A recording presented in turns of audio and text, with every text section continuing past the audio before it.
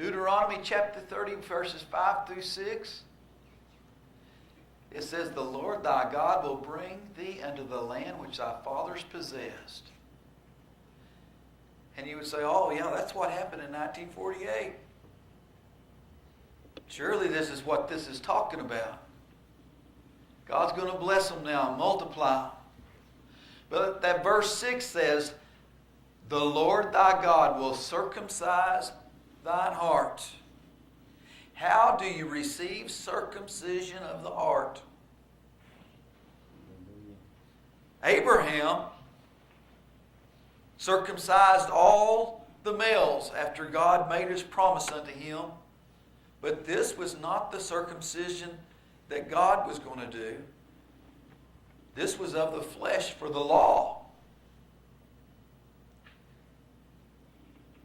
When we come to Jesus Christ, God circumcises our hearts, whether we're male or female.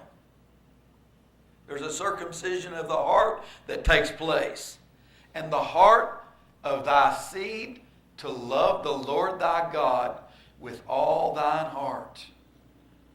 Did this happen in 1948? There was no circumcision of the heart. You're talking about how crazy things can get. I remember it must have been around 1979,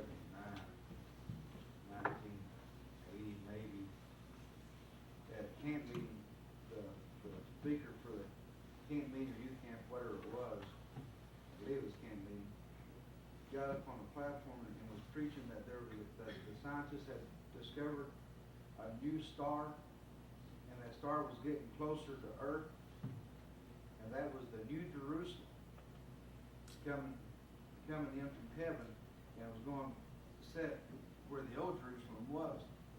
And I went home thinking, boy, this is just absolutely some amazing stuff. And I thought, I wonder why I hadn't heard about this before on the news or whatever. You get home, we get shaking around. He lied. Right across the platform, the supposedly man of God flat out lied. There was no star getting closer to Earth. And there was no New Jerusalem coming down. And now that's just how crazy things can get. They want this Israel and Jerusalem so bad. I mean, they try to force things into the picture, and there's no forcing to it. But I'll never forget that. I remember that for the rest of my life. That preacher standing up there, lying across the platform to everybody in the congregation about this star that was getting closer to Earth, and it was the New Jerusalem. People are so gullible that oftentimes they believe everything that they hear, and possibly maybe he wasn't lying. He was only carrying on a story that was told to him, which probably was. If you do not search it out and you repeat the Uh-huh. lie, You are a part of the lie. You still are part of it. Yeah. I think probably the 70s was probably one of the wildest times I ever heard. I don't think it got any wilder than in the 70s, what you probably heard preached in the 70s. And The 80s were pretty. yeah, the 80s got pretty wild too, I guess. In the 70s, there was a lot of preaching on a computer in Belgium that was called the Beast, and this was going to be the Beast. That computer never existed at all. There was preaching that the vultures were laying three eggs to where they normally would lay only one. I remember that. We're still no overpopulation of vultures anywhere in the world today, and that wasn't true. I've lost it. I wished I could have. If I'd had technology I got now then, but maybe I might be able to find it again one of these days. I remember there was 3 or 4 that people that could have sent it to me, and I can't remember which one it was, and I could probably get it again if anybody wanted to hear it. But there may be possibly some of you that were in Amarillo when one of the Urshons was preaching a camp meeting, and he began to preach about the temple, and he preached that the foundation was being laid as they spoke at that time for another temple.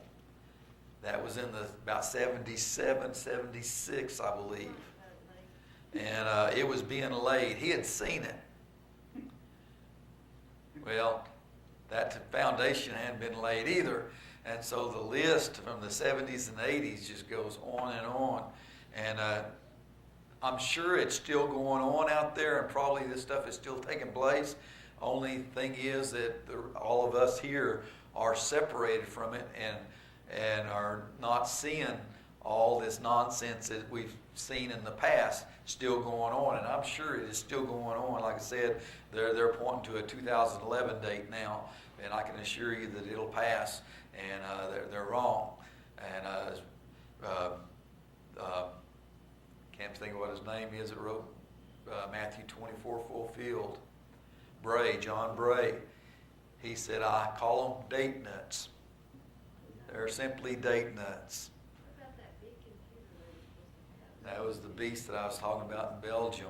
And Yeah. what about the microchip thing that they're gonna stick under your It was Social Security card. It was a driver's license. When it It's been, started out, it was a checkbook. yeah. I remember the checkbook. They did have that computer fill the space of a room and do about as much as what your cell phone would do. Yeah. Yeah. Wow, I've got a beast in my purse. I think it'd do well. I think a calculator it wouldn't do as much as what our calculators today would do. Got one of those Don't things you in there think too that big. probably that all started because of 1948, and they said this generation won't pass until the Lord comes? Uh-huh. I think that's why they were pushing that in the 70s in there, because that was in the Yeah, that was timeline. before that 40 years would be up from 1948 to 1988. It was all being pushed real heavily then, and up until 88, and then began to fizzle out in 89 when we found out 89 reasons why we were wrong, and it fizzled some, but I'm sure that it hadn't fizzled out completely. In the Six-Day War, the miracle of the Six-Day War, look at the weapons Israel was using against those people that had nothing but rifles.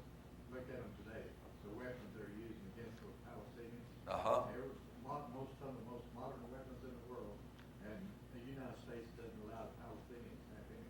Yeah, using tanks and rockets and everything against people basically throwing rocks. Guided missiles. Yeah, and they haven't got much more than rocks to throw.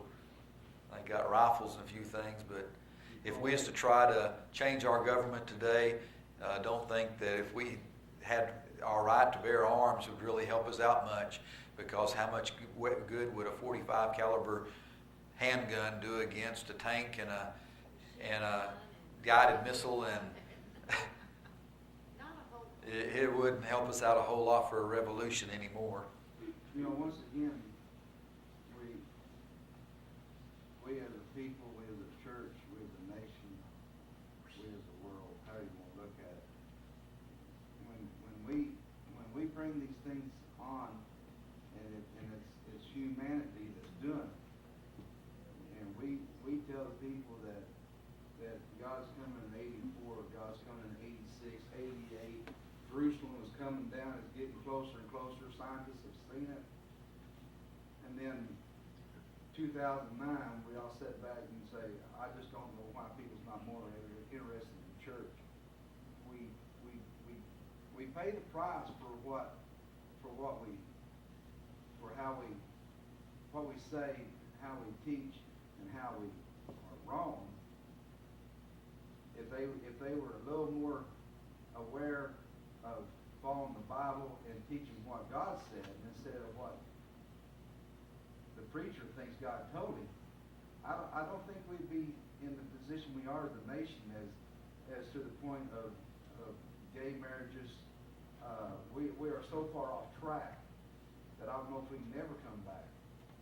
I don't think it'll ever recover.